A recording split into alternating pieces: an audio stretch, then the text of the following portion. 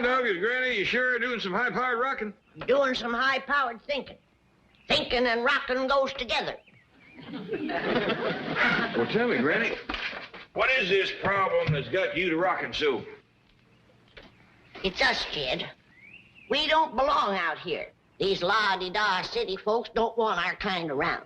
Well, whatever put that notion in your head? Well, here it is pert near Christmas. Back home, folks should be stopping by, passing the time of day, fetching presents, and hefting a friendly jug with us. Well, you got to remember one thing, Granny. Back home, we knowed everybody, and everybody knowed us. Out here, we ain't much acquainted yet. You can't get acquainted with these folks out here. I've been trying all morning. I put on my friendly hat, wrung out my rocker, and a jug of hard cider, and I've been sitting here waving and hollering at folks and pointing to my jug. Nobody stopped? Only a policeman. That's where my jug went. He took it to the police station. I bet you got a bunch of friends down there by now. Might as well face it, Jed. We ain't got as many friends out here as a horse has toes. Looks like you spoke too soon, Granny. You ought to come, Miss Drydale, and she's fetching a present. Order, Miss Drydale. Will you please take this animal and keep it here? Well, thank you very kindly. And will you please tell Elly May that we have a pet ordinance?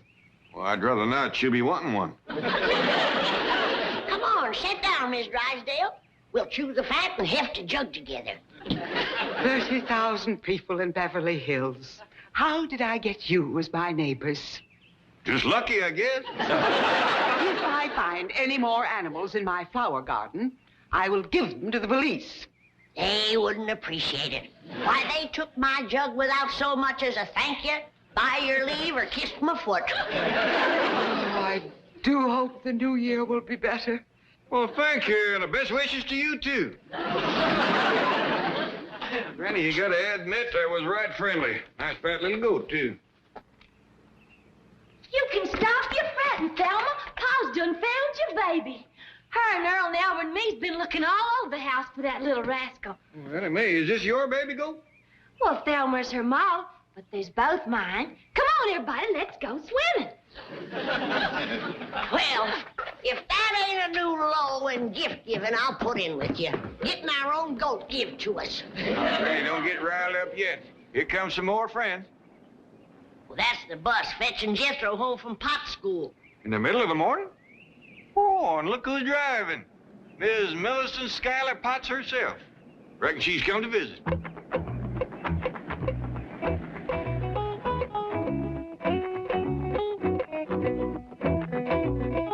Howdy there, Miss Potts. Good morning, Mr. Clampett. Granny, I wonder if I could have a talk with you. Why, you betcha. See, Granny, she's come to visit. Hey, Granny, can I have some victuals? What'd you do with your school lunch? Oh, I ate that at recess. All right, help yourself. Yeah. Oh, bye, Miss Potts. Thanks for the ride. You want to come into the kitchen, have some grits and jowls with Jethro while we visit? No, thank you. Well, set yourself. You can have a bench, a bucket, or a rocker. No, what I have to say is quite brief. It's simply that Jethro has become my #1 problem student. Well, did you hear that, Granny? You deserve all the credit, Miss Potts. I beg your pardon. Well, when Jethro started in your school, he couldn't cipher a problem for shucks. But now he's #1. Come on into the house. We'll heft a jug on that. Really, you don't understand. Your nephew is a most disrupting influence. Well, let me put it this way. It will not be necessary for Jethro to return to school after the holidays. That's smart, is he? You done it, Miss Potts. Why, back home, he couldn't even keep up with his class. And here he is, graduating ahead of everybody. No, please. I'll get the jug. No, Jethro is not graduating. He is being expelled. Oh, I don't know how to say this, but Jethro is ruining my school, and I do not want him to return. Well, for not knowing how, you said it pretty plain. Jethro ain't good enough for you, huh? What? Simmer down. Well, you can keep your old private school. Jethro has been there a whole year, and you haven't even made him a private. You couldn't even get him into the Army. Faker, cheater, Jethro's too good for you. You think you're a teacher? I'm wonderful. You can't even spell cat.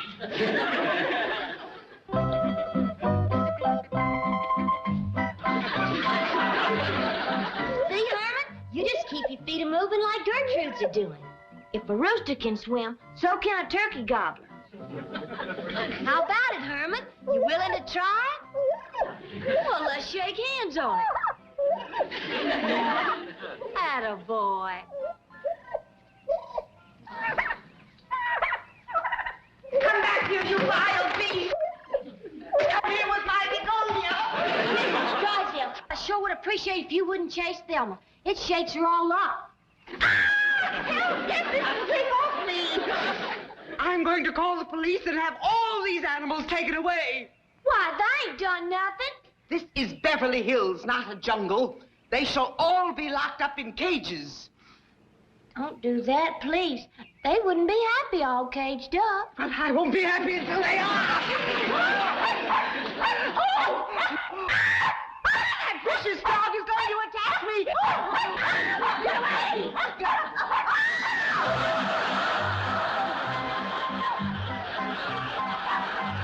Who's that in the cement pond? Well, that's Miss Drysdale. Kid, she's trying to steal Elly's chicken. Probably wants to give us that for New Year. You get your chicken-picking hands off our livestock.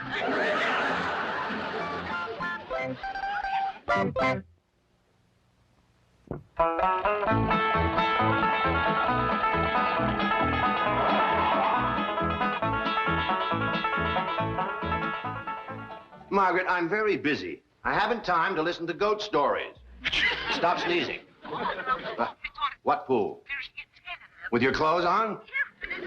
I thought you were having some of your bridge club ladies over this afternoon. Well, stop sampling the punch. Oh, I'll call you back. Gesundheit. Aren't you about through? You haven't finished dictating. Not you. Him. Senti, se non ti stai fermo non posso fare niente. Go away, leave me alone.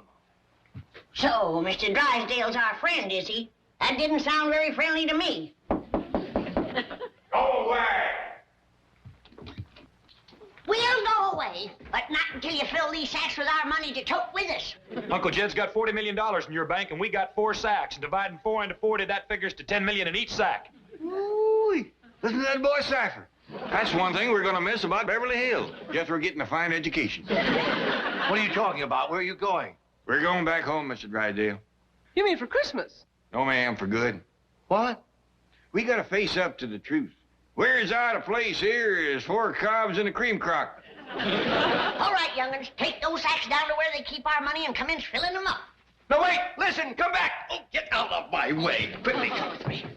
Now, wait right here and don't move. Oh, measure him up for a complete vestito nuovo. Oh, sì, sì.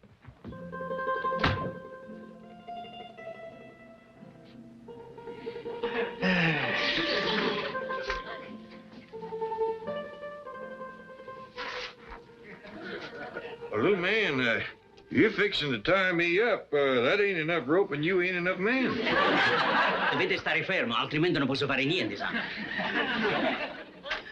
I couldn't catch them, Chief. Well, phone down, have them lock the outside doors. But it isn't closing time. It will be if the Clampetts withdraw their money. Aiuto, per piacere, subito. Now, if you ever get to be this big, try me again. Signor Drysdale, aiutatemi. What did you do that for? He was fixing to tie Jed up. Monkey, little feller, throw this skimpy little rope around me real brave. No, he was just measuring you for a new suit. A Christmas present for me. Oh, help me get him down. You fill my sack up for me. I got a few words to say to Mr. Drysdale before we go. Granny, this little fellow was just fixing to sew me up some clothes like you done for Mr. Drysdale here.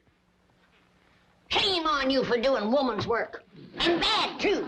You call this sewing? Why, them clothes wouldn't hold together in a stout wind. Porca del diavolo, questo è un manicomio. Don't you sass me, little man. I'll hang you back on that hook.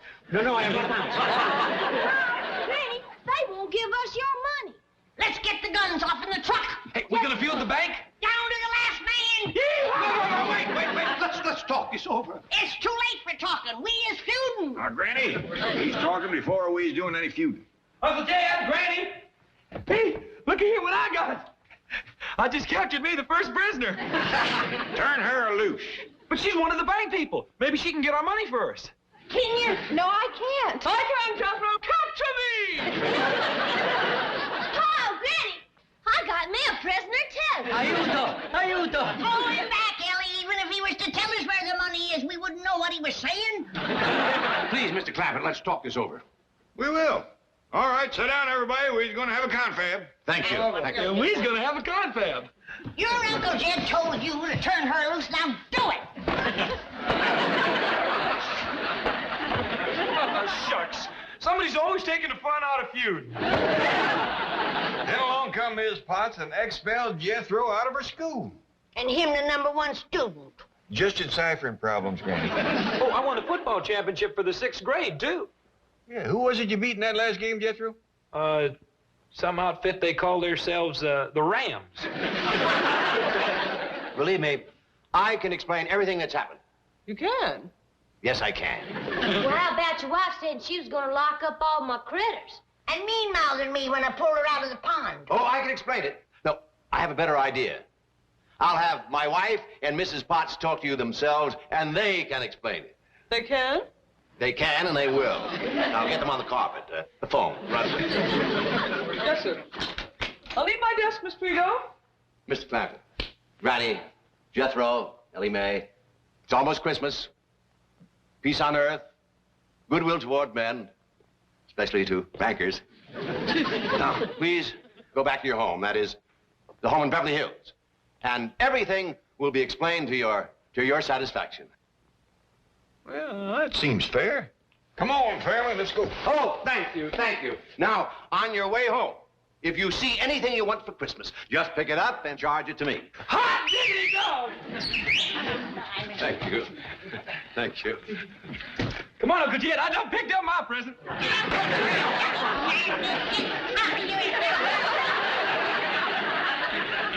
Oh, yes, you will. And if I refuse? If you refuse, the only thing you will find in your stocking on Christmas morning is your foot. I'm married to a bourgeois beast. You are married to a desperate banker. And now I'll reason with you, Mrs. Potts. Let me start by reminding you that I hold the mortgage on your building. So? So, how would you like to have the only private school in Beverly Hills holding classes on the sidewalk? This is blackmail. This is extortion. So? So? I'll do it. All right. Now, here's what you're going to tell Jed Clampett.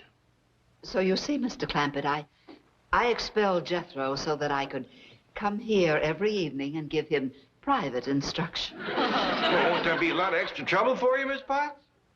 Oh, nothing is too much trouble if it brings me nearer to the man who's captured my fancy. Well, who's that, ma'am? Oh, Mr. Clampett. Can't you guess? No, ma'am. The only men folks around here are Jethro and me. You see Jethro every day, and that only leaves...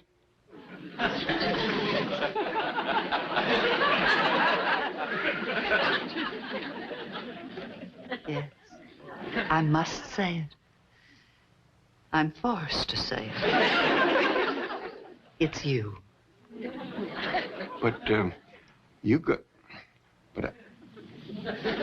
But you're a fine, educated, high-class, big-city school teacher. But I'm also a woman. And you're a man. Yeah, I gotta go along with you on that, but... And the kind of a man I've always been attracted to. Raw-boned, shy, clean-cut. But basically, very, very masculine. Well, doggies.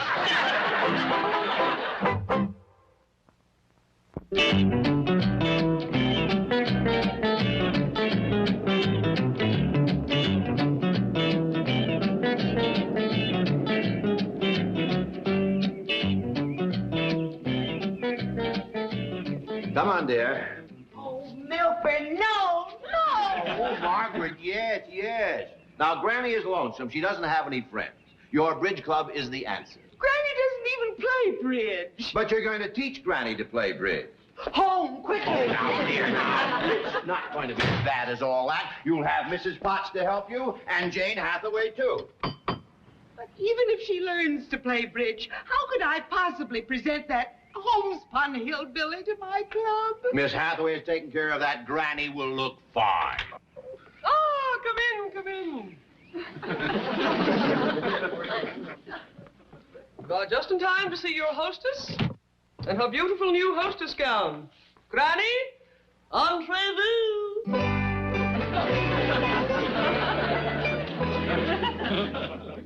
Oh, Granny, you are a vision of a chic Beverly Hills hostess, from your head right down to your... My bloomers are showing again. This thing ain't sewed together properly. Granny, those smart capris are supposed to show, but where are your beautiful pumps? They were pumped up too high. I fell off of them twice. Well, your feet won't show under the bridge table. What kind of a table? Bridge. Mrs. Drysdale here and some of her friends are going to play bridge with you. Oh, yeah? Who said? She said, my wife has a club. Well, she better have more than a club if she's gonna walk on me. No, Granny. Bridge is a game, a card game. A fun game. Now, Margaret, you and Miss Hathaway take Granny into the card room and get things ready. I'll send in Miss Potts. Where is she? Her and Jed are sparking in the parlor. This here's a little verse I made up for you whilst I was changing my duds. Why, how very flattering. I can hardly wait.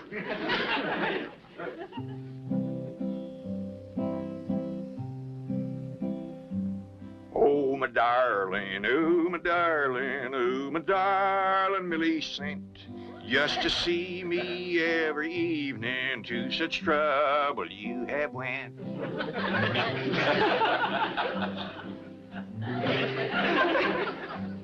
You expelled my nephew Jethro just to give you a excuse. And your mind said, don't you do it, but your heart yelled, what's the use?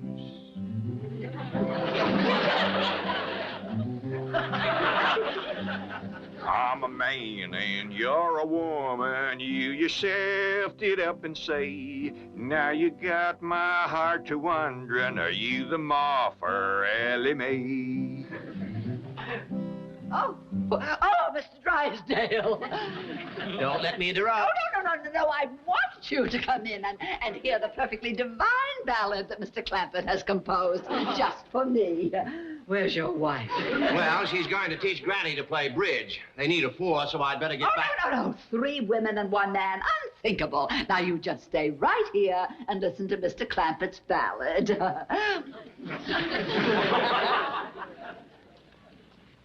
Oh, my darling, oh, my darling, oh, my I'm sorry, Mr. Drysdale, but I feel like a darn fool singing this to you. You're right. Besides, I have some very exciting plans that'll keep you busy for the rest of the day. You do? Yes. I want you to be a guest at my club. We'll shoot a little golf. Oh, you mean go over to the golf pasture? Well, we call it the country club. Uncle Jed, I don't want to watch them women play a sissy old card game. Well, why don't you come with us, Jethro? We're going to shoot some golf. Yeah, I'd like that. But you ain't going to go shooting in your courting clothes, are you? Oh, I reckon I'd best change. Mr. Drysdale, no use you waiting for us. Jethro and me will meet you there. All right, Jethro. I'll see you at the country club. And meet me in the locker room. I'll have some golf clothes for you to change into. Oh, yes, sir. Thank you. Hold it right there. You done give us 12 cards. That's right. You fixing to give us one more? Yes. Each player receives 13 cards. Not this player. Nobody gives me 13 or nothing. But Granny, that's the way bridge is played. Not by me. Give me your lucky dozen. You keep the rest. Granny, this is Oh, wait. please. Let's all just play with 12 cards. No. Take the other card, Granny. I might give you a slam. Why, you what? The bridge expression, Granny. No. Tina,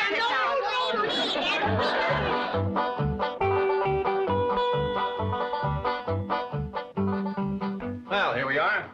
These 2 lockers are for you and Jethro. Somebody's clothes in there. I got them for you.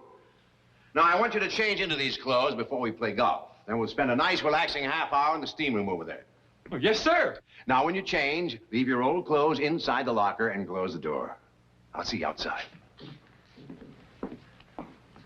Well, Jethro, you're younger and more willowy than me. You try it first. Yes, sir, Uncle Jeff. You know all right, Jethro? I can't move, let alone change clothes. These city fellers sure must be runts. What are we gonna do? Well, there's one thing certain. We can't strip naked out here in the hall. Tell you what, let's go over there into that steam room and wait for Mr. Drysdale. Yes, sir. You can't see nothing through this little windy. Well, let's just go on in.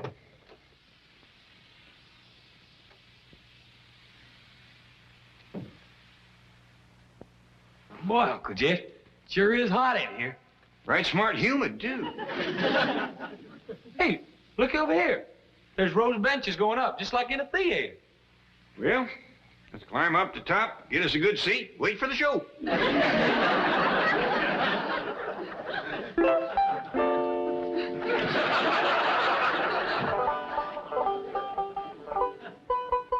Well, it's about time you men folks is getting home. Let's get ready and head for the hills. What happened? Something go wrong with the bridge game? Sure enough did. Granny got riled and busted it up. What riled you, Granny? Well, first off, them other women wanted me to put my cards down on the table so all of them could see them. That don't hardly seem fair. Of course it don't. And when I asked them why, they said because you're the dummy. Ain't nobody calls Granny a dummy and gets away with it. You better believe it. How did you men folks make out at that there country club? Pitiful, just pitiful. Granny, they got the hottest, steamiest theater there is. If that wasn't bad enough, they put on the worst show I ever did see. That's a fact. Nothing but a bunch of fat old men parading around wrapped in towels. And not even no music. Pitiful, just pitiful. Beverly Hills can keep their unfriendly city people. Come on, Elly Mae, I want to get into some decent clothes and head for back home. Yeah, I reckon we better do that too, Jethro. These is kind of shrank up and soggy.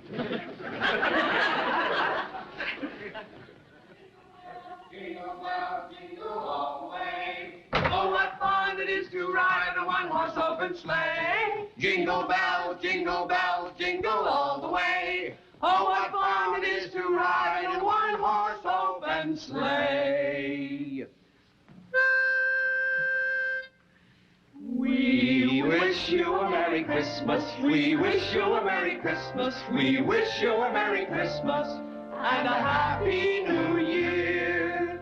We wish you a Merry Christmas. We wish you a Merry Christmas. We wish you a Merry Christmas and a Happy New Year.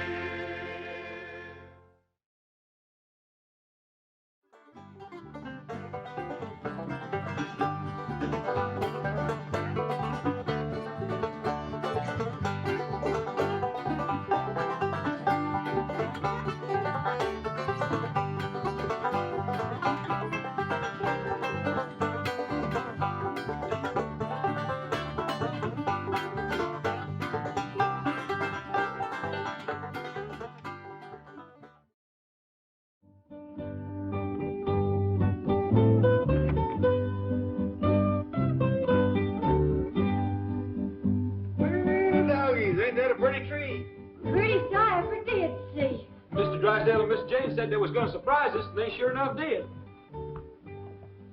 What you looking for, Granny? Looking for the hole in the roof. What hole in the roof? The hole in the roof that snow comes from.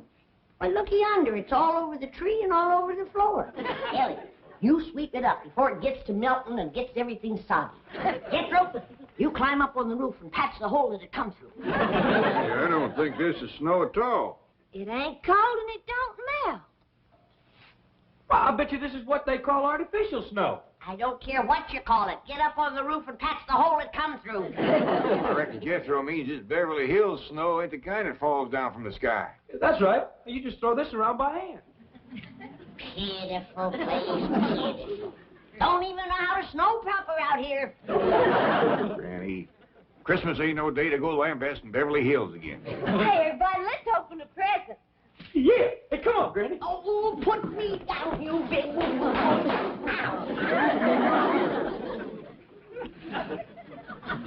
Hey, Elly Mae, this one's to you from Miss Jane.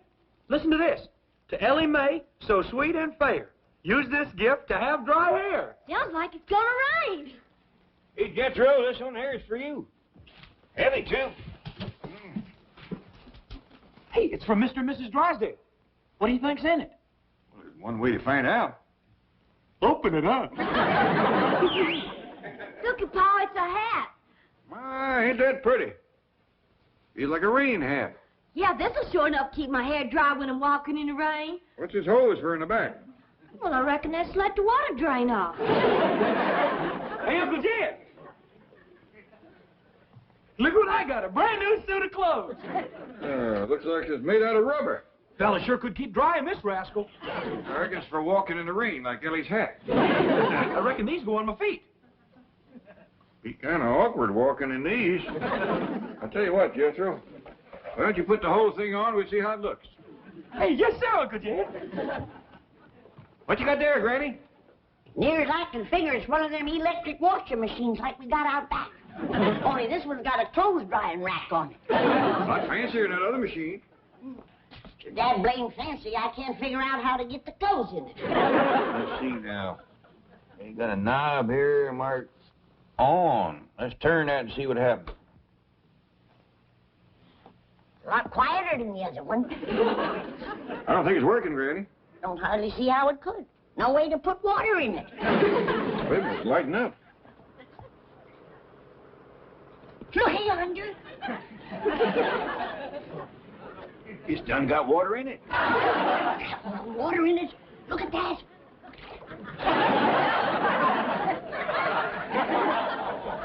There's fish in there. Elly Mae?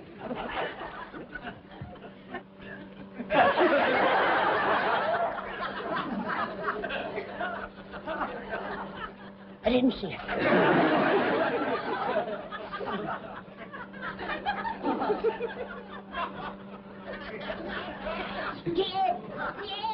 Dad, come and shut this thing off. Quick. What'd you see? I ain't telling, but one thing's certain. I ain't gonna wash none of our clothes in there until that water's been changed. Well, give us a pretty washing machine, Pa. The Drysdales. Oh, Ellie, did you get Miss Drysdale's present? Sure did. I'll fetch it.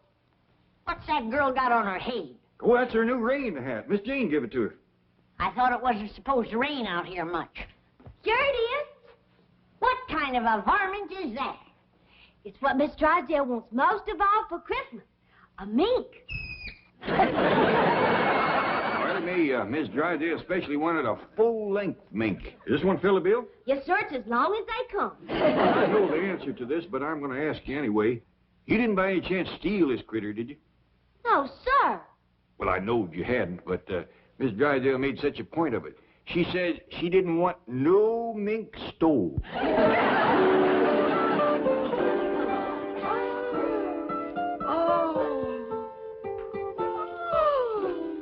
Reuben, just what I wanted most of all. A full-length mink. Oh, I'm glad you like it, dear. Well, now, I got to dash over to the Clampetts before they go outside and discover their boat. Now what? We gave them a boat for Christmas, among other things. And I had the boat company deliver it and put it right in front of their door. Oh, Ravenswood, the skipper dressed? Very nearly, sir. A boat and a skipper? Isn't that overdoing it? All part of a very clever strategy, Margaret. Now, if I can get Jed hooked on sailing, Jethro and Elly Mae on skin diving, and Granny on deep-sea fishing, they'll never want to go back to the hills. Those are things you can't do without an ocean. But, Milburn, I don't want them to stay here. But, Margaret, I do. Now, you don't get coats like that with bottle caps. And just for insurance, I gave them a television set. That's something else they can't get back in the hills. The skipper is ready, sir. Here he is, sir.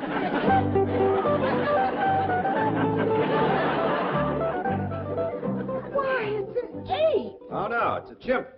And Elly Mae will be crazy about it. Oh, I hope so, sir. I would not like to add to my regular duties the daily grooming and dressing of a anthropoid. Well, let's take him next door. We'll put him on the boat, ring the doorbell, and run. Yes, sir. Madam. After you, sir.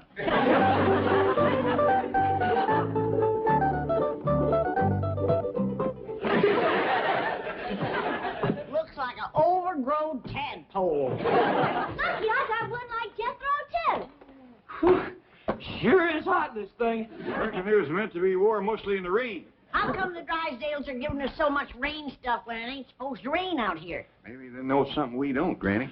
Well, I'm gonna get out of this thing. There goes that rascal playing that music again.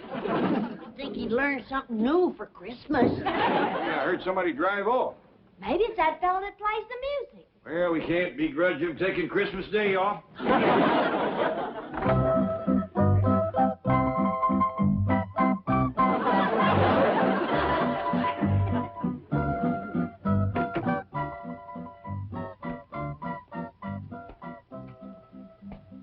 Granny, you recollect hearing it rain last night?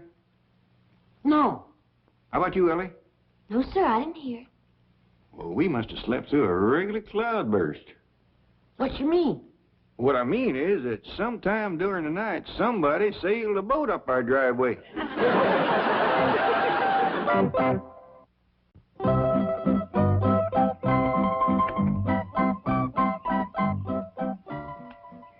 How do you reckon anybody could sail a boat up here?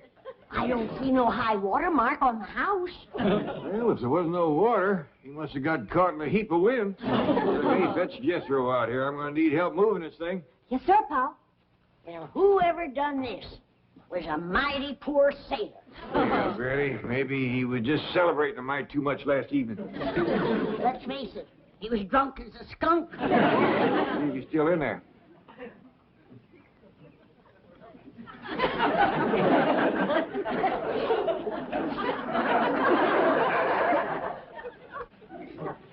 Granny, we don't want to mean-mouth that sailor too much. If I looked like that, I might take to drink myself. Great clouds of blue gnats. That's the hairiest, ugliest sailor I ever did see. Granny, we don't want to hurt his feelings. He might have got lost at sea and hadn't had a chance to shave. Come on out, you're saved. We help you. Yeah, don't be afraid. You're on dry land now. You're among friends. He ain't coming out. Maybe he don't understand our kind of talk. Maybe he ain't American. I hope he ain't. He's no bigger than this and bow-legged to boot.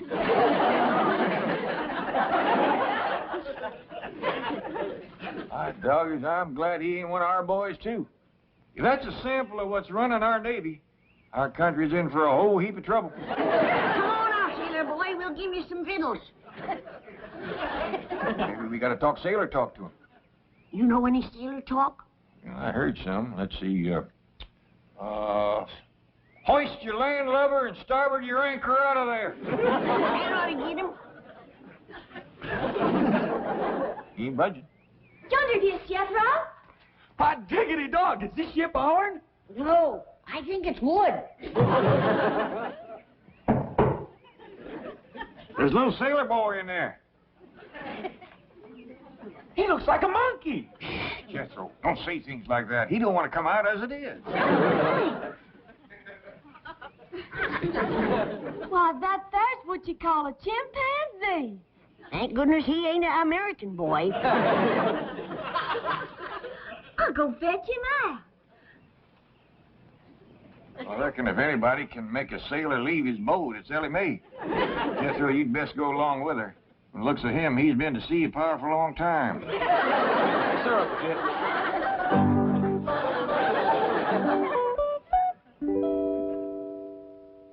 Oh, come on, Margaret, hurry up. I'm coming, Milburn. Who are we going to drop in on? The Art Linkletters? The George Burnses? The Jet Dennis? The Jed Clampetts. I refuse to go slumming on Christmas. Well, suit yourself. Oh, I understand they have a sensational gift for you. Oh? What is it? Well, who knows? With their millions, it could be the Hope Diamond. It is the season of goodwill. Come along, dear. Hey, Granny, the bill's about ready. I'm hungry. Be ready in a minute. Where's your Uncle Jed? He's still outside puzzling over what to do with that there boat. Well, go sit at the table and wait. Yes, ma'am. Hey, you don't expect me to sit at the same table with him? Why not? Well, he's a chimpanzee. I don't care what country he's from. He's hungry, and he's welcome at my table. Did he wash his hands nice and clean, Elly? Yes, ma'am. Show Granny your hand. Ah, that's just dandy. Did you like your grits and jowls, little sailor boy? He don't talk much, but he has a right friendly smile. Hello, scuttlebutt. Douse Jim Poopso.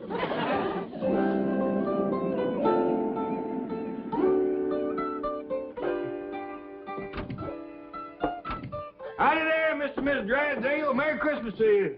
Oh, the same to you. And many, many more.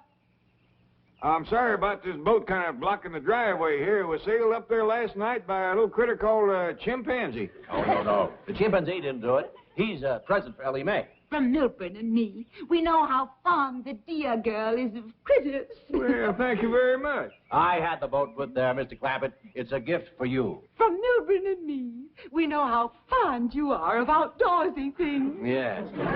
Oh, by the way, you'll find a trailer for the boat in your garage. Trailer?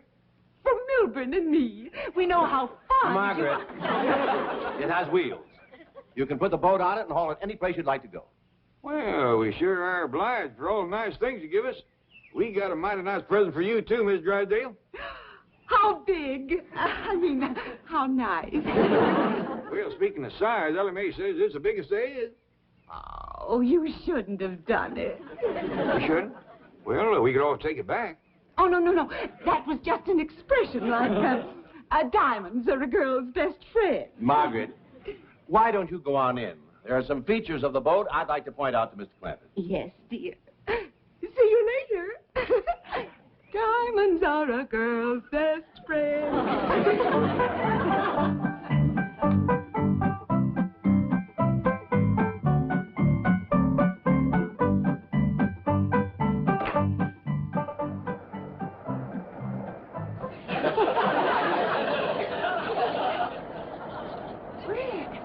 This is working beautifully, isn't it?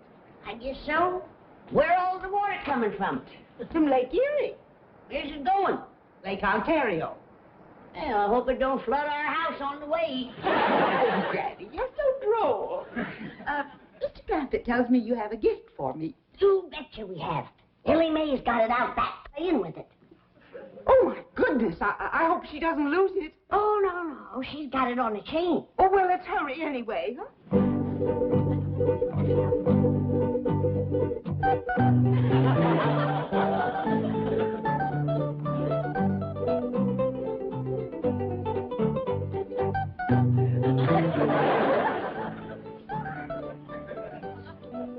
All right.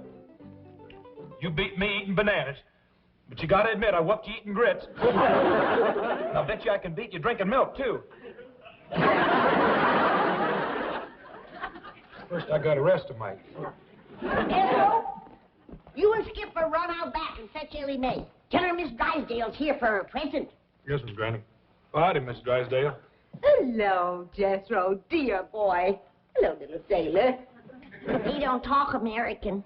No, ma'am, he's a chimpanzee. Come on, Skipper.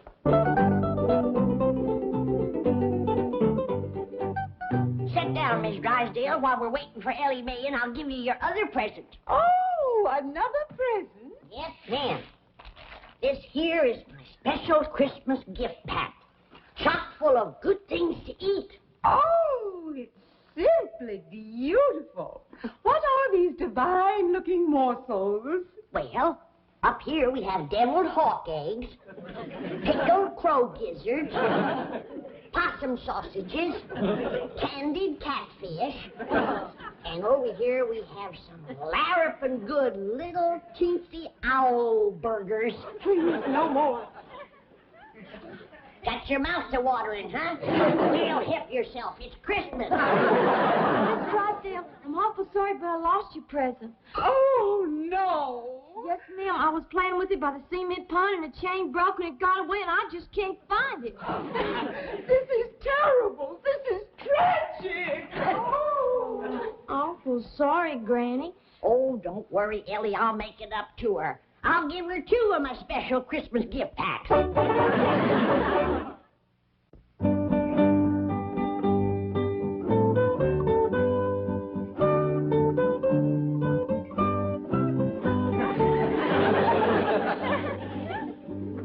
Yes, Mr. Clampett, I predict that you're going to get many, many hours of enjoyment from that little craft.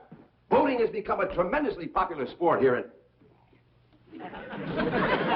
How do you like that? That hunk of fur lying on the floor is worth $10,000. You don't say. I only paid 2 bits for him when he was a pup. You hear that? You're worth $10,000, you old rascal. No, I was referring to this hunk of fur, my wife's brand new coat. Oh! I gave it to her this morning, and already she leaves it lying around on the floor. That fur cost you $10,000? Yes, it did. That's a heap of money to pay to keep warm, and a place is warm to start off with. Yes, you're right. But this is a Beverly Hills status symbol. Oh. Finally, I'm going to teach her a lesson. That woman thinks my money grows on trees. Where are you going, Mr. Drysdale? I'm going to take this home and hide it. I'll see you later. Duke, I never will understand these city husbands. Back home, when a woman done something to rile her man, he'd just take her over his knee and whomp her a few. Mr. Drysdale's fixing to play hide and seek. We want to get a better look at Skipper's boat. Well, that's our boat, Jethro. It's a present for Mr. and Mrs. Drysdale. Oh, by the way, Elly Mae, did you give Miss Drysdale her present? I'm awful sorry, Pop. I was playing with the little critter, and it got away. Miss Drysdale is fit to be tied. Yeah, you ought to see her, Uncle Jed. When she's crawling around on her hands and knees, rooting through the bushes like a hungry hog. Come on, Skip. It ain't funny, Jethro. She done give the little critter a name and everything. You don't say. Yes, sir, she calls it Jim. She's a-crawling around a-moaning and a-saying, where is it? Where's my beautiful Jim? You think Elly Mae is fond of critters? Why, that woman is like to go out of her mind over that pesky little varmint. What'd you say you called it again, Elly? A mink. I offered to give her a squirrel, a polecat, a possum, or anything. She wouldn't even listen. She just went right ahead a-moaning and a-rooting. I even offered her 2 of my special gift packs. Even that didn't quieten her down. Well, when that little mink gets hungry, he'll show up. Come on, let's go look at our boat. Hey, Skipper, this boat is something else. Why, there's beds down here and even a wash basin. Hey, let me try that.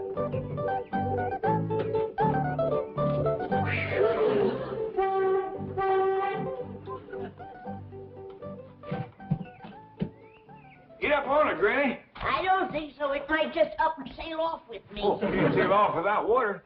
Jethro, you got to bring your truck around so we can find some water to sail this rascal. Oh, yes, sir. Hey, Uncle Jed. Hey, what's this thing? Well, Miss Drysdale told me that's a lifesaver. Oh, diggity dog. It's the biggest one I ever did see. Jethro, it ain't for eating. You can say that again. Got no taste at all. Oh, where's my mink? Where's my beautiful mink? It's gone.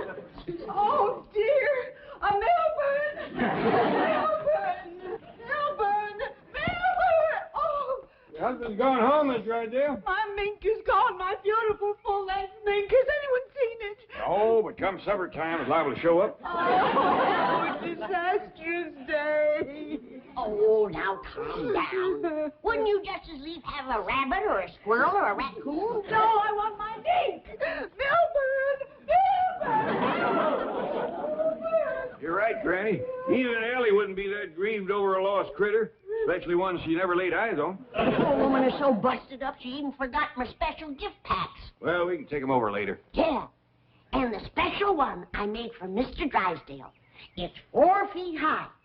And right in the middle it has a smoked pig with a hedge apple in his mouth. That ought to cheer him up.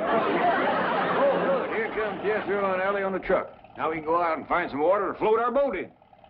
Who's that sitting up there beside Elly? That's Skipper. Looks like they got a coat and a hat on him. I'd give Skipper Hank Pearl's old hat and coat, because he's from the warm country now. Here's your wraps. That's fine, Elly. Well, Jethro, where do you reckon we ought to look first? Well, I hear tell there's a Los Angeles River. How about that? Well, sounds like that ought to float a good-sized boat. Let's get rolling.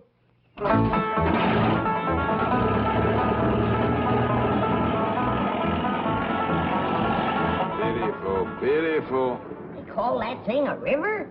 Well, yes, ma'am, Granny. That there's what they call the Los Angeles River. Well, there ain't enough water down there to wet down a good-sized crawdad, is there, Paul? Pitiful, pitiful. Well, it's for certain we can't float our boat in there. What are we going to do then, Uncle Jed? Let's take a drive around and see what other folks does with their boats. How about we drive up onto the freeway? Let's go.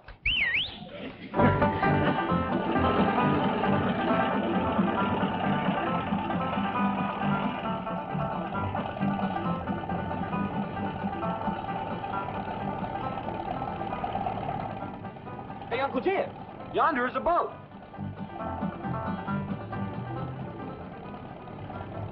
That boat was rolling on wheels.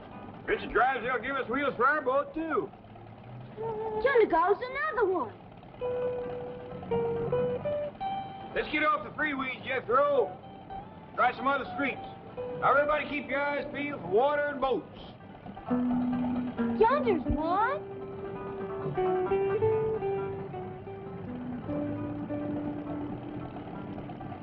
There's a whole lot full. On wheels, too. Watch out, Jethro. You'll run into that. Uncle Jed. My doggies, they's all on wheels. Well, that was a dandy ride.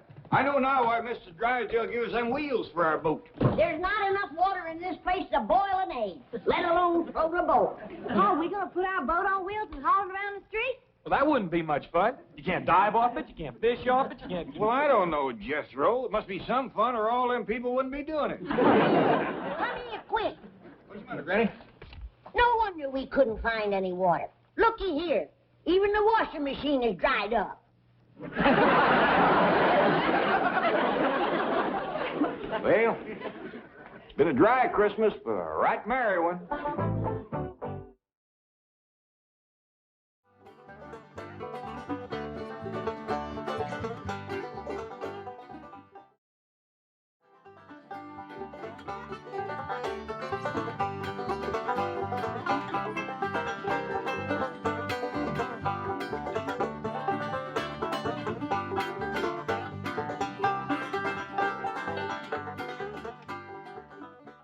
Enough taters, Uncle Jed? Don't hardly look at Jethro. Well, a pea, pretty near 2 dozen. Better fetch me the peelings. I got a feeling that's where most of the taters is.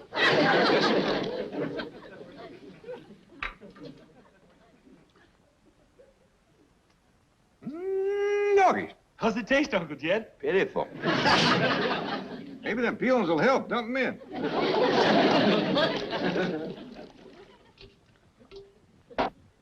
Doggone, it just don't seem right, us doing women's work, whilst Granny sits in front of that TV set all day. Ever since she found out it wasn't a washing machine, she ain't been more than 3 feet away from it. She's like a young'un with a new toy. Like Elly with her new critter. How come she ain't in her doing this cooking? Jethro, I just don't believe Elly was cut out for fixing victuals. Never forget the time she made that gooseberry pie. Ruined our best goose and a whole bucket of berries. You mean she put together? She did, and it was a mess, I'll tell you. I got her and Skipper out looking for stuff to put in this here. Pa, Skipper found some onions. Onions? Hey, they ought to go dandy in here. Go on, Skipper, give them to Pa. Thank you, Skipper. These here Beverly Hills onions ain't got a lot of bite to them. But the tops sure do flower out pretty. Jethro? Wash these and drop them in the pot. Tops and all? Yeah, we need all the flavor we can get. Where'd you find them, Elly? Over to the Drysdales. Did you ask the Drysdales, could you borrow some onions? Oh, yes, sir, Pa. Miss Drysdale says go around to the kitchen door and get some from the cook. But Skipper found some on the way, and we didn't have to bother nobody. Fine and dandy. Well, drop them in the pot, Jethro. Don't just stand there sniffing them. Would you like some more? There's a whole big patch of them. A few more might help, Elly. That stew ain't got too much going for it. Come on, Skipper. Let's go pull up some more onions. How's it going, boy?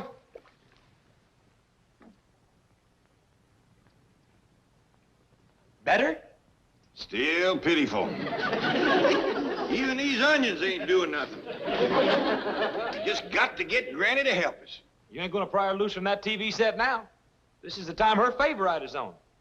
You mean that big strapping cowboy star? That's right. Marshal Quirt Manley, two-gun tamer of the Wild West. Look out, Quirt! Them rustlers are sneaking up behind you, fixing to shoot you in the back. Look out! Ooh, they got you. Ooh, they got you again.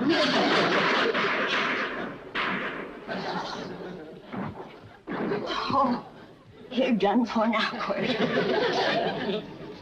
it, you dirty coward! Right off and leave him with a back full of bullets!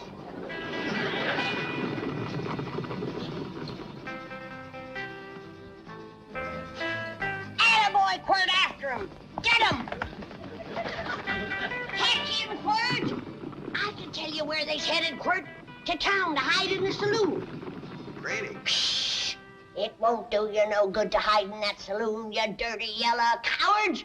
Quirt will find you, he'll get you! Granny, Shh! Yonder comes Quirt, riding like the wind! That's it! That's where they are, go get 'em! It won't do you no good to hide in that saloon. I told Quirt where to look. Say your prayers, yellow bellies. I'm coming in. is he gonna tackle that whole saloon full of bad men all by himself? You betcha. Quirt Manley don't need no help. Even with 30 or 40 bullets in him, he's more than a match for him. He's lighting into him.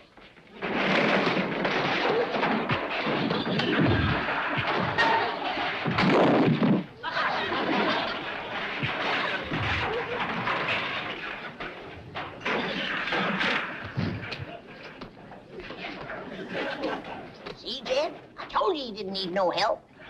Look at them run, the yellow bellies. He's right smart of a man, all right. Old Quirt chased them clean out of town. Next time, I won't go so easy on you. Yes, sir, Granny. He sure is a rip-snorting fighter, old Quirt. Oh, look yonder. Now he's fixing to wrestle his horse. No, Jed. After a fight, he always hugs old Silver Trigger. And then he rides off into the sunset. See? Here they go. Fine figure of a man. Sits tall in the saddle. Well, don't he have no sweetheart like Hoot Gibson always had? No. Ain't no girl good enough for Quirt Manley. He only loves his horse and his dog. Him and Elly sure hit it off. Both of them being fond of critters and neither one of them having a sweetheart. Yonder goes the man for Elly May.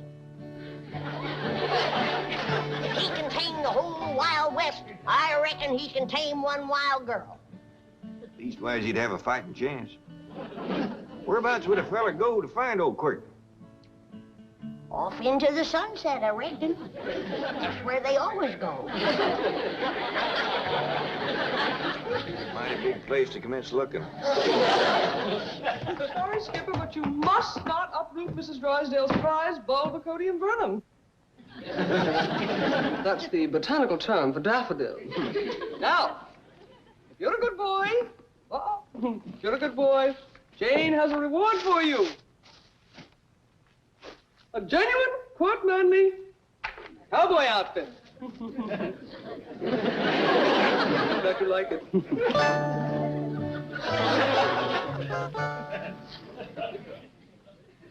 Oh, howdy, Miss Jane. Greetings, Jethro. And how is my strong, handsome, manly hero today? Well, you'll have to ask Granny. She's the one who watches him. Watches who? Quirt Manley. Oh, you thought I was referring to the television star. Oh, I know you're hungry, Skipper. So am I, but this stew ain't nearly ready yet. Stew? Jethro, what are you putting in there? Everything I can lay my hands on.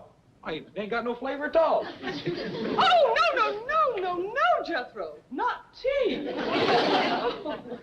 Oh, you poor dear boy. You need a woman to do this kind of work for you. That's a fact. You can say that again. There happens to be such a woman available. I know, but I don't stand much chance with her. Would you like her to take over right now and prepare you a delicious meal? I sure would. Then drop to your knees, my handsome one, and ask me the question that is in your heart. Please, will you go get Granny? Yes! My answer is Granny! Jethro, get up off that floor and stir the stew. Miss Jane, will you stay and have victuals with us, such as he is? Oh, well, yes, but why not let me do... Hey, Skipper! Come on, Skipper, let's swing through the trees. Elly, what are you doing? We's playing ape. Look here. Elly, no, please, be careful! Sure would like to know where to find that Quirt Manley. Well, if you mean the television star, he lives right here in Beverly Hills. He does? Could we get him to meet up with Elly Mae? I'm sure Mr. Drysdale could arrange it.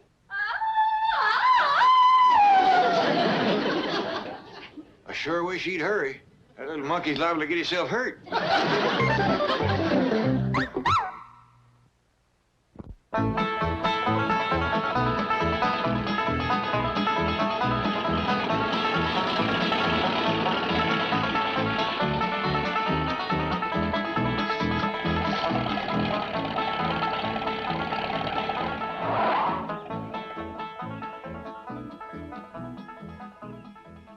I see you got some victuals. Well, yes, sir, Uncle Jed. Told the fella down at the store about Granny watching TV all day instead of cooking.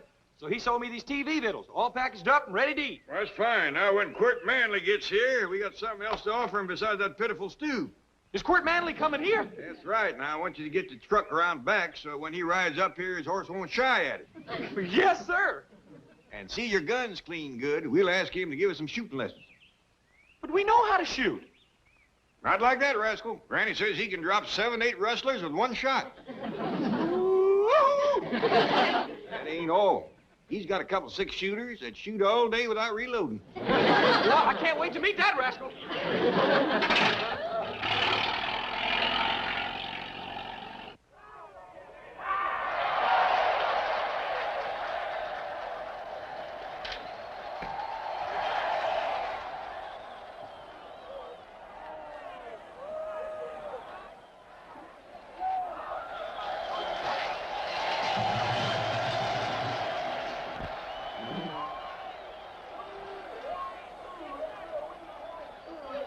What are they scrapping over, Granny? A little leather pouch, no bigger than that. What's in it? I don't know, but there's 22 men tearing each other apart trying to get it. A big crowd sitting there watching them. But not one of them has lifted a finger to stop that terrible fight. That little feller in the striped shirt seems to be trying. Him? He keeps blowing a whistle and hopping around. The minute he turns his back, they line up and go to scrapping again. Granny, Mr. Clampett, Quirt Manley just turned into your driveway. Quirt Manley! Yes, I knew Mr. Drysdale could arrange it. Quirt could whoop the whole bowl full of you. Come on, Granny. Miss Jean, you find Elly Mae and get her into a dress. Yes.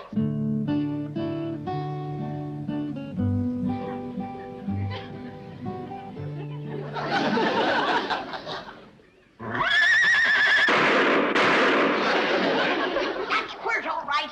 I'd no silver triggers in any place. What about them 2 gunshots? Brace yourself, Jed. We're liable to find 30 or 40 rustlers laying out front. Don't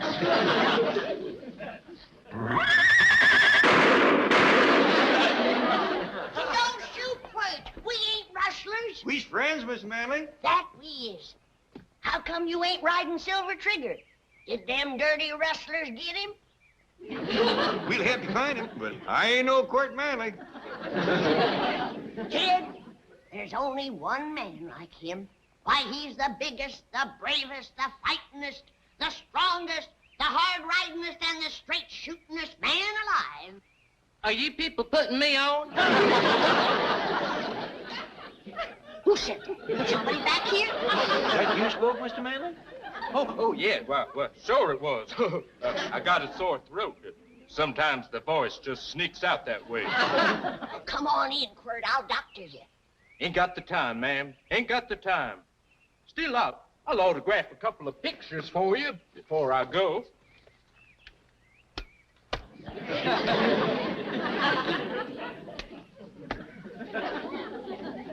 There you are. Well, so long now. I got to be driving off into the sunset. Wait a minute. What about Elly Mae? Elly Mae? Well, sure. There you are. Mr. Clampett, Elly Mae is swinging through the trees with Skipper and refuses to come down. I'll go fetch her down if you can keep Mr. Manley from leaving. Please don't go, Quirt. Well, sorry, ma'am, but gotta hit the trail. Well, so long, y'all. Hold on there, Mr. Manley. My boss, Mr. Drysdale, has been speaking with your boss, the sponsor, and he wants you to stay here and meet Elly Mae. Oh, well, in that case, I reckon I could spare a couple of moments. Bless you, Quirt. Oh, bless you, Quirt. Elly Mae is the wildest young'un that ever come down from the hills. But if there's one man alive who can tame her, it's big Quirt Manley. Well, thank you, ma'am. Thank you. I wish I was 10 years younger. I tell you right now, I'd give that Elly Mae a run for her money. I always was partial to tall men.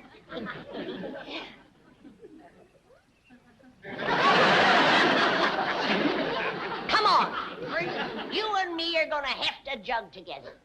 Oh, I know you don't drink, but it won't hurt you to fall off the wagon just once. Elly Mae, I don't want no more arguments from you. You get up them back stairs and change into a dress. Well, why can't I wear cowboy clothes like Quirt Manley? Because a man like Manley wants a woman that's womanly now. Jethro, what are you pouring into the stew?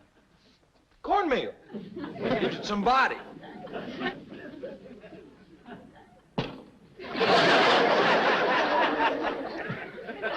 Now, you sit down and make yourself to home while I run upstairs and fetch Elly Mae. If you want to see a real rip-snorting fight, turn on the TV.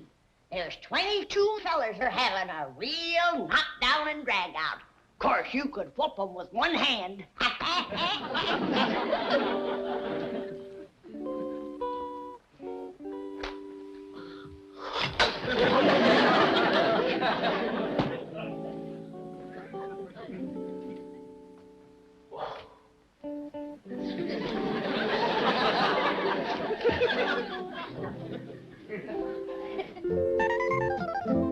Lovely, Elly Mae. Simply lovely. Here. I'll go the back way and get your father. Yonder he sits. That's him, with the broad shoulders and hat. Sits tall in the chair, don't he? Sure does, Granny. Wait till he stands up. Your heart will jump right into your mouth. Mr. Manley, this here is Elly Mae. Howdy do. Glad to make your acquaintance.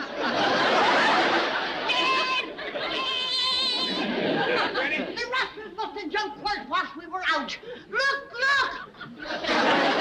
We gotta catch him, Granny. They done run off with the best part of it.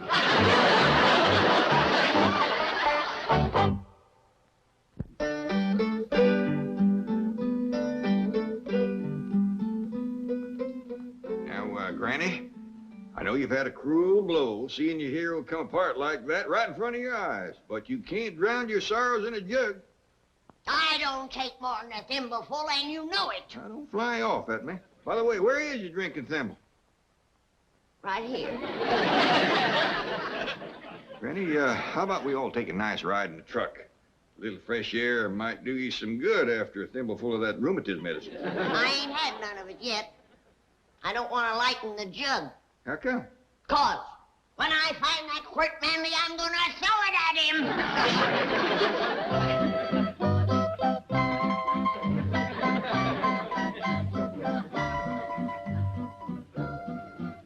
Gee, that's the first time I've ever seen a swimming chicken. Shucks, that's nothing. I got a cat that swims, too. And a rooster that plays dead, a dog that climbs trees, and a turkey that shakes hands. My goodness, I just love animals like these. That is, the little ones. Big animals like horses kind of scare me. But you ride like the wind on TV. Oh, that's not me, Elly May. That's my double. He does my riding, shooting, fighting, falling off cliffs and things like that. I have another double who does the deep voice for me. I call him my double-double. What do you do, Mr. Manley? Oh, please, Elly May. Call me Henry. That's my real name, you see. I'm only on the show because my father's the sponsor. They just use me for close-ups. They say I have a sincere face. Got a nice face. I like it. Oh, thank you, Elly May. I like your face, too. And now that I come to think of it, I like the rest of you. Did you notice that rhymed? Yeah. Well, that's what I really like to do. Make up poems for girls like you. Well, there goes another one right there. They just pop out of me at times. Would you like me to make up a poem about a raccoon? I sure would, and Elmer would, too. Very well. I like the raccoon because he is so filled with goodness and generosity. Well, look how he gives us his skins for use on our garments and other apparel. In addition, raccoons act natural and don't put on airs, as do skunks and old turnips. You're up, Granny. Someone here to see you. Well, I don't want to see him. He reminds me of Bert Manley. Oh, he's a heap more of a man. Handles a gun a heap better, too. He's the one that ought to be on TV.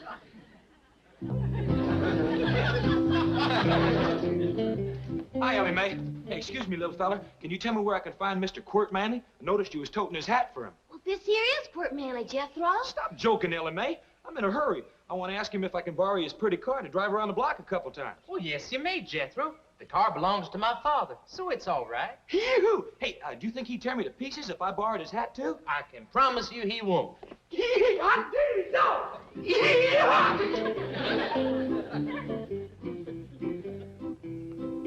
Mr. Manley, could I have a word with you, please? I know what you're going to say, Mr. Clampett, and I don't blame you for wanting to shoot me. Oh, ain't nothing like that at all. I just want to talk to you about Granny. Guess I must have been a terrible disappointment to her. She is a mite let down, but I think we can pull her out of it if we all tug together. Now, first off, I'm going to learn you how to shoot a gun, and Elly here is going to learn you how to fight. I'm afraid of guns, but I might like learning to fight.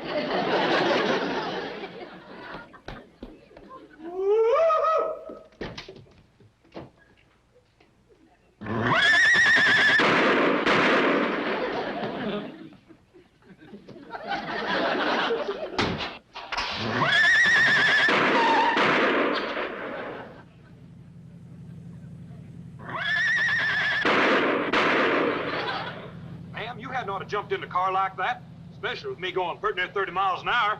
I'd do anything to sit next to Quirt Manley. But my name ain't Quirt Manley.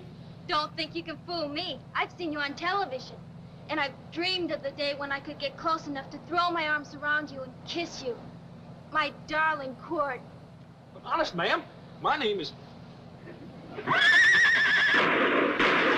Your name is what? My name is Kurt Manley. Shoot. Don't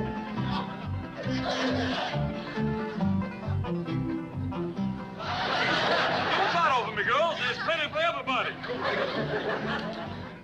I tell you, Granny, that little feller is a crack shot.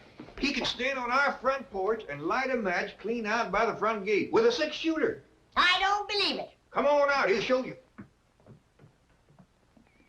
Jed tells me you're pretty good with them 6-shooters. Granny, he's a blue-tailed marvel. He's gonna whip out them guns and bam, bam, bam, light them 3 matches stuck in the ground down there this side of the wall. I believe it when I see it. All right. Where are you going? Oh, I can't bear to watch him. He puts me plumb to shame. Well, come in shooting.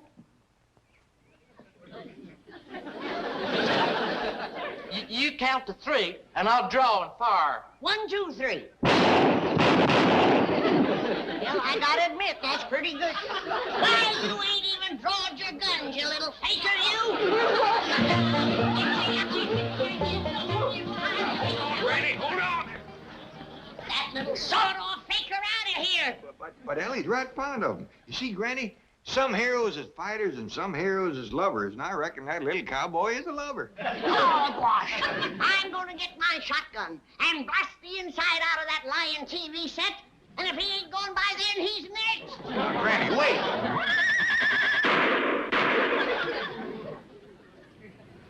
Hey, look at there! Look at what I got! Jethro, where'd you get all these girls? Well, they think I'm a rich TV star. Say, you girls caught my money. I'll show you how you can divide up that whole roll. He's a little cowboy inside there. All you gotta do is go in there and make a big fuss over him and take on about how cute he is. Will you do it? Sure.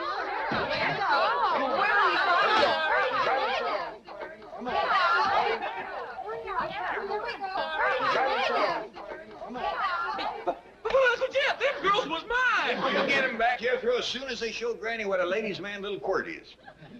The house is swarming with girls. Yeah, and you see who he's all crazy about? You betcha.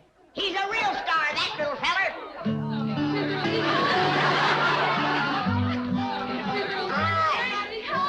You got the wrong little cowboy.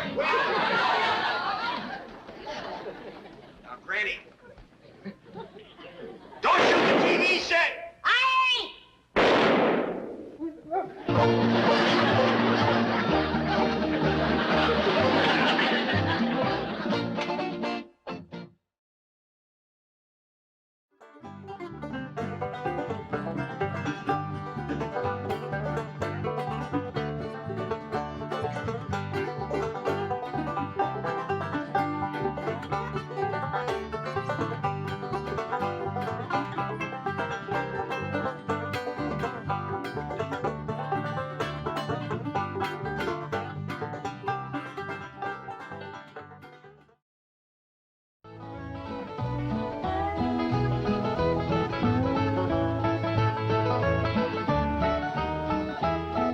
See, Duke, it's easy. I just throw this stick out yonder, you pick it up and fetch it back. Okay? Well, we'll do it again. Go on, boy. Get it. Fetch it, Duke. Fetch it, fetch it. All right, I'll show you. Just once more now. You watch.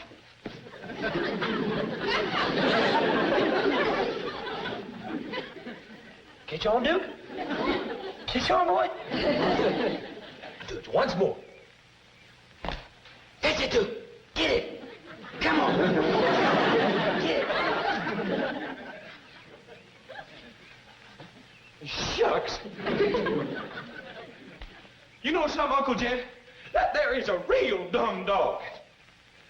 Well, I don't think he's so dumb, Jethro. He just learned you how to fetch sticks for him. But the dog is the one that's supposed to do the fetching. Why, there's a fella down the street that has a dog that fetches sticks for him all day. Well, next time you want some sticks fetched, go down the street and let that dog fetch them. He just don't care nothing about it. Top bottle tops out of the Jed, do you want some victuals today?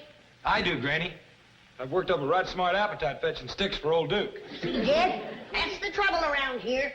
The critters are taking over. Elly May has done made pets out of everything but my pickled turnips. What's we gonna do for victuals? Hey, I remember something Mr. Drysdale told us when we first moved in here. What's that? He said anytime Granny didn't feel like cooking, there was some folks that'd fetch food over to us. Here in Beverly Hills? Yes, ma'am. All you got to do is call them on the telephone and tell them what you want. Well, doggies, that's mighty neighborly. You recall a name, Jethro? Let's see. Cater. We call her first name? It's a woman. Beverly. Beverly Caterer? Must be a winter woman. She's the best cook, Dad. They have more time. Well, let's call up the widow and see what she's got cooking today. Now, just a minute, Jed. I want it made clear that I'm going to do something for her in return. Oh, naturally. We don't take charity. Come on, Duke. Let's try it again. Oh, howdy, Miss Operator. This here is Jed Clampett. Well, I'm wanting to call a widow caterer. Beverly's a Christian name. I don't rightly know what her late husband was called. Anyway, she's the one that cooks the food and takes it around to folks? Yes, ma'am, that's it. Beverly Caterer. Oh, caterers, is it? More than one. Looks like the widow's got some young'uns to help her. That's good, Jed. Most times they leave home, just when you... Well, thank you, ma'am. What was that you saying, Granny? I was saying that most times the young'uns leave home, just about the time that you're... Well, howdy to you, Miss Beverly Caterer. This here is Jed Clampett. Sounds like a right friendly woman. Howdy, Beverly, this here's Granny. I'm a widow myself. And I was just saying to Jed, it's nice when the young'uns stay home to help you. So many times they leave, just when you need 'em most. I'll let you women folks talk about the victuals, but first I just want to say if you ever need a fence mended or well dug or any heavy work at all, you just call on Jethro and me. Now, here's Granny. Beverly, what you got on the back of the stove this morning? I don't want to put you to no extra trouble. Huh? Well, me, I'm partial to baked possum, but we'll take jowls or fatback or sow belly, any kind of meat will pleasure us considerable. What's that? Bunch of nuts. Well, you can send them along. And I'll tell you right now, the critters will get the bulk of them. Now tell me something we can do for you, honey. Do what?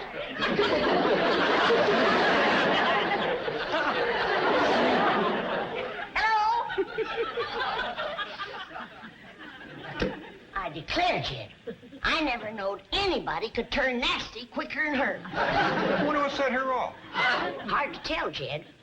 A generous woman like her probably gets took advantage of a lot. And tired to boot, I reckon. Uncle Jed, I can't learn this dumb old dog to fetch his stick. Well, Duke ain't about to waste your time chasing a piece of wood. He's a hunting dog. Well, can I take him hunting then? I'd like to see him chase something. Praise be. That's an idea that might put some fresh meat on our table. All right, boy. It makes more sense than fetching a stick, especially the Duke. You want to come along, Granny? No, I better stay here and guard my kitchen.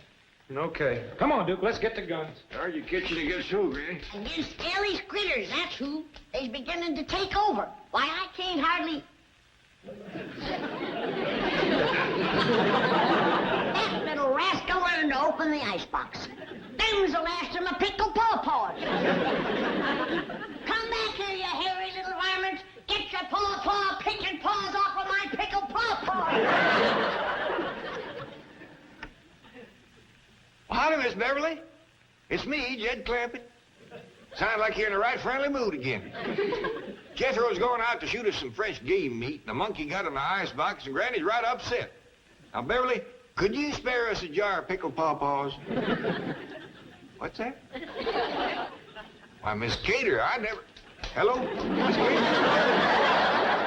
Hey, Uncle Jed, see that Miss Cater being a widow, such a good cook and friendly and generous and all? How about you courting her? Get Elly a new ma, huh? I don't think so, Jethro. She's got a temper, goes off just like that. And when it does, she turns plumb nasty. Matter of fact, I'm beginning to wonder whether Mr. Cater passed on natural or not. Just an idea. Come on, Duke. How come you're toting so many guns in that shovel, Jethro? Granny gave me strict orders not to come back empty-handed. I'm ready for anything that jumps, flies, runs, or digs into the ground.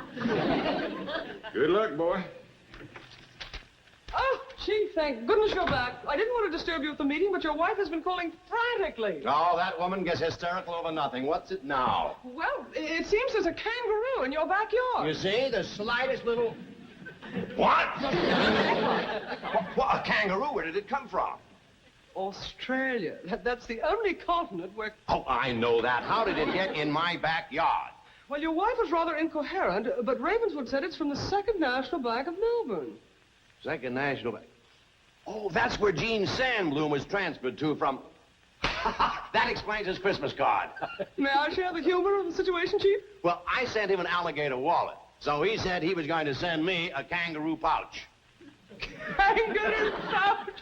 On the hoof, as it were. Mr. Sandbloom does have a sense of humor. Yes, we'll have the zoo pick it up. I'll call Margaret. Mr. Drysdale's office? Oh, Ravenswood. Uh-huh. Mm-hmm.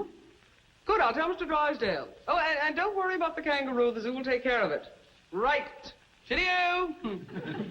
Ravenswood has your wife under sedation, and she's resting comfortably. Oh, good.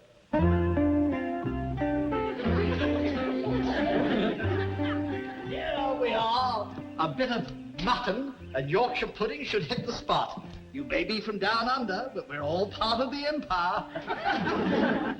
Oh, drat. The zoo must have already come for you. Oh, I'm gonna cook up a rabbit stew. Soon as Jethro shoots me one or two, then we'll all sit down to the table and we'll eat, and we'll eat.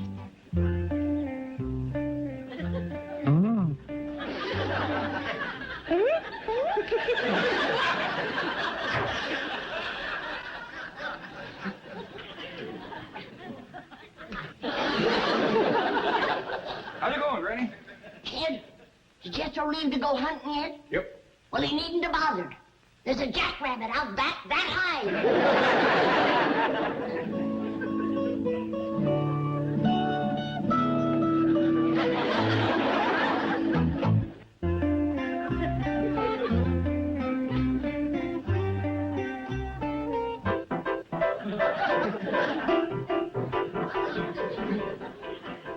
Now, you hold on, Jed Clampett.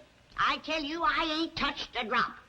And there is a giant jackrabbit out in our backyard, and it is this high. Granny, you and me has seen some good-sized jacks in our day, but not 5 foot tall. Kid, there's a lot of things we never seen back home that we are seeing out here. And that's one of them. A piano playing, icebox opener, paw Filford ape. All right, Granny. I'll go take a look at your jackrabbit.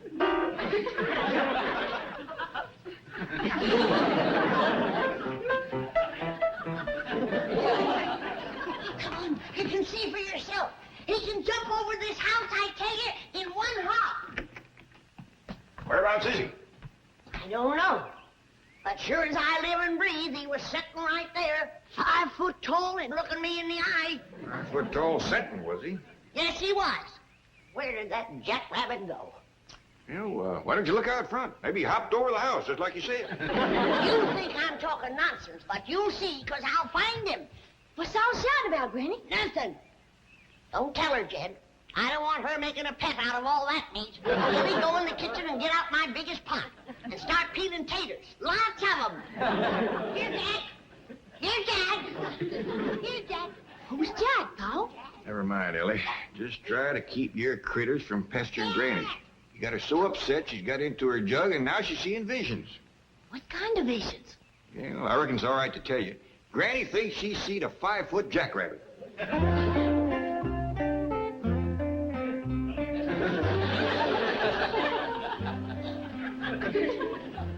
Howdy, Mr. Jackrabbit. The weather's turned off real nice, ain't it? There's some mighty fine clover out there on the lawn if you want to fatten up. I mean, if you're hungry. Don't you go away. There's somebody I want you to meet. I'll be right back. Jed, come on, running. I found him. Come quick.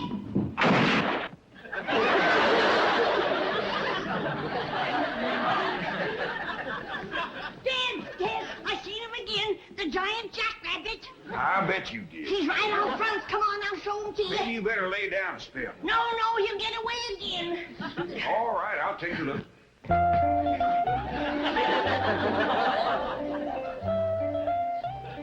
You see him, Jed? I lost my glasses. But he must be out there somewhere. Well, yeah, I see him. Is he out on the lawn eating clover?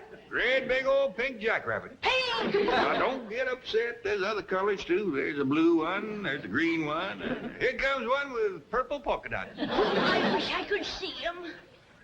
What's that you say, Mr. Jackrabbit? All right, I'll tell her. He says he thinks you ought to go in and lay down. Yeah, I think I better had Jed. Howdy, Miss Jane. Jethro! And you got a wonderful surprise. But why do you look so worried, noble beast? Because I can't find no good hunting place, that's what. Granny gave the strict orders to bring home some meat. Oh, Jethro, food should never be a problem to people of your means. There are markets, supermarkets, caterers. Uncle Jed called that there Beverly caterer, and he got mean-mouthed something awful. Mean-mouthed? Yeah. He says she's the nastiest tempered woman that ever answered a telephone. Well, Mr. Drysdale shall hear this. The bank has a substantial interest in Beverly caterers. You wait here. Well, howdy, Beverly. This is Jed Clampett. You're sounding right pleasant again. Now, wait, ma'am. I ain't called to ask for victuals. It's just that Granny's laying down with a right smart headache. I was wondering whether you could fix her a poultice. Tell her to do what? Well, I don't hardly see how that could help a headache. Now, wait a minute, man. Don't go flying off the handle. I just... Hello? Hello? No two ways about it. That woman has got a temper like a wet hornet. Hello, Beverly caterers. One moment, please. Hello. Have you spoken to a Mr. Jed Clampett today? What? Now, just a minute, young lady. What is your name? What do you mean, put and tame? Now, you put Mr. Tinsman on the phone and tell him it's Milburn Drysdale calling. What? The nastiest tempered young woman I ever spoke to.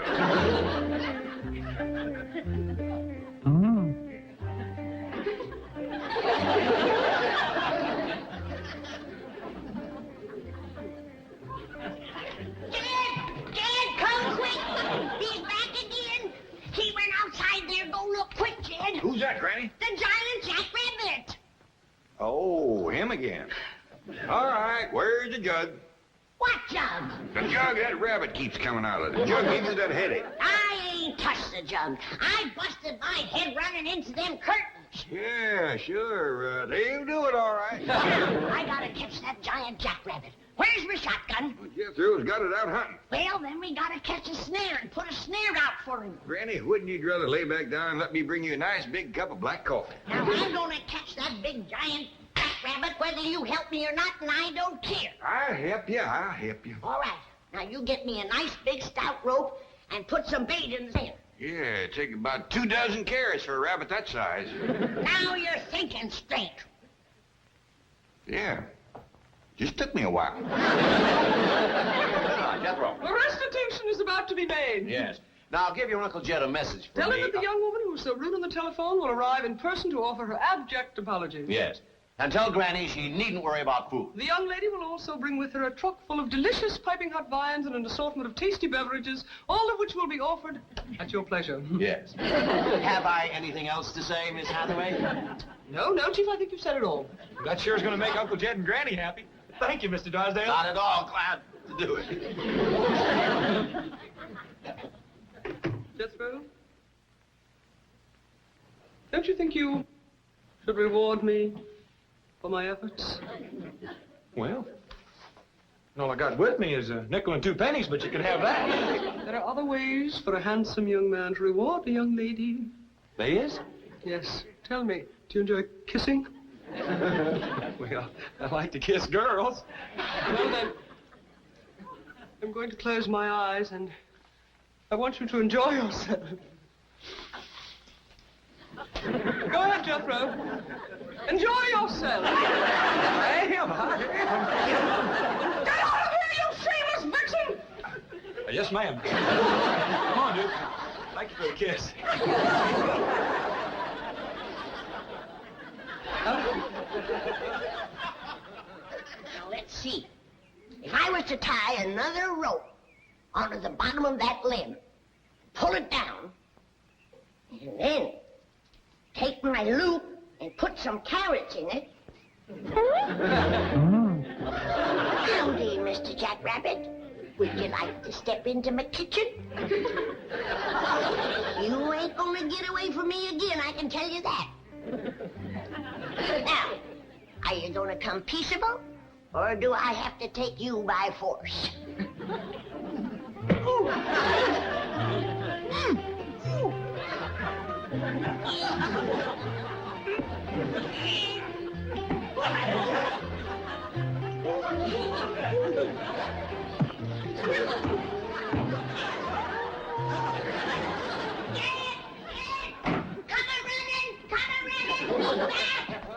Quieten down, Granny. What's the matter now? The giant jackrabbit. I had him cornered, but he fist-fought me.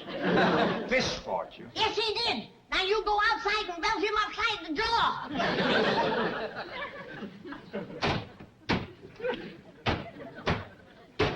Granny, where are you hiding them jugs?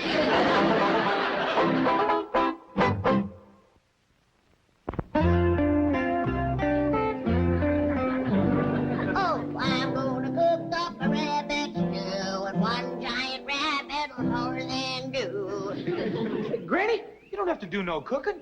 Like I said, that there Beverly Cater's gonna bring over a whole truckload of viands and beverages. I ain't depending on nobody with a temper as bad as her. Besides, I don't need her viands. For the next couple of weeks, we're gonna be eating high on the rabbit. Well, where'd you get all the rabbits? One rabbit, Jethro. One rabbit? He must be a whopper. Remember those big mountain jacks we used to see back home? Yeah? I seen me a jackrabbit that could put a pair of them in his pocket. In his pocket? Sure. He stands 5 feet tall and he has a pocket right. You don't believe me, do you? Oh, yes, I do, Granny. No, you don't. Oh, Granny, I sure I do. No, you don't. All right, I don't believe you. How dare you call me a liar?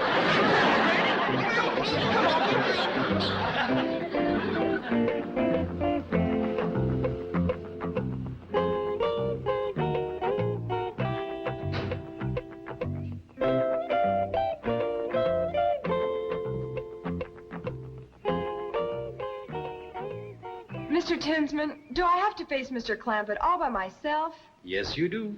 You're the one who insulted him on the phone. And you're the one he'll expect an apology from. But he talked like a nut. Miss Billington, a man as rich as Mr. Clampett may talk like an eccentric, but never like a nut. I sure hope he'll forgive me. He'll forgive you. If he's anywhere between 15 and 95, he'll forgive you. I'll take the food round to the kitchen.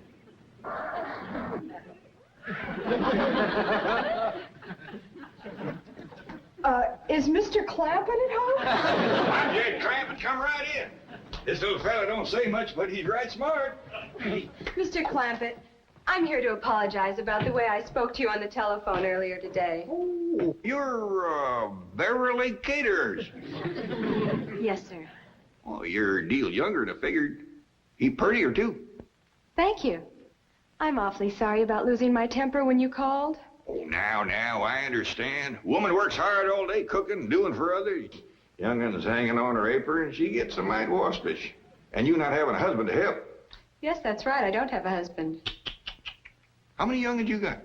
Young'uns? Helping you with the cooking and fetching over to your place. Oh, help. Well, let's see. 7. 7?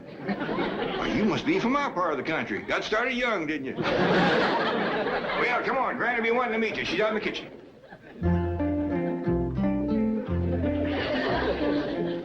I got you, you big overgrown rascal. Now you're coming into the house to show you to Jim. And then you're going into the stew. That's where you're going. Oh, that's Mr. Tinsman at the back door. He's my boss. Come in, come in. I'm Jed Clampett. A real pleasure, Mr. Clampett. I'm Bill Tinsman. I hope everything has been straightened out and that Beverly Caterers will always be welcome in your home. Why, you bet you're lying. This is a mighty fine young woman. She says you're her boss. That is right. I own Beverly Caterers. What dickens you say? Can you do that out here? Why, of course. Oh, Mr. Drysdale holds a small mortgage, but as soon as that's paid off, she's all mine. That don't take the ham off the hog. Now, Jed, you can see I ain't been at no jug. Now, these folks is Beverly Caterers and Bill Tinsman. These are the ones that does all the cooking. I hope we can cook for you, Granny. You can commence with this one. I caught him, now you can cook him. Why, you little varmint, you untied my giant jackrabbit. Giant Jackrabbit? Yes, my giant jackrabbit. That's what I wanted you to cook for me. He stands about 5 foot tall, has brown eyes and a pocket right here. Now, don't you go away. I'll go get him for you. Granny, we'll be back directly. You all go in the parlor and let the little fella play Piany for you.